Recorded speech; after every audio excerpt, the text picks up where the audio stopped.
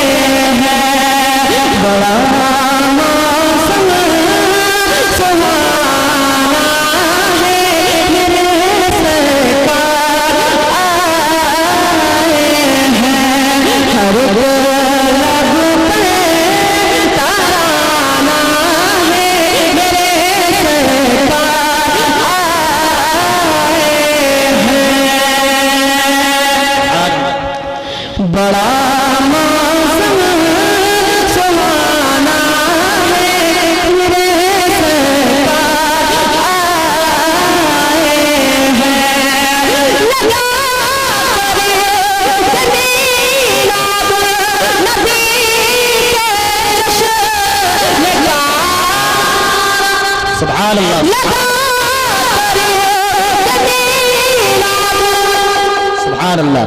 नारे तकबीर, नारे रिसालत, मसलके आला हजरत उलमाए अहले सुन्नत, सरकार की आमद, दिलदार की आमद, मुख्तार की आमद, मक्की की आमद, मदनी की आमद, शायर अहले सुन्नत हजरत अलहाज दिलकश राजवी।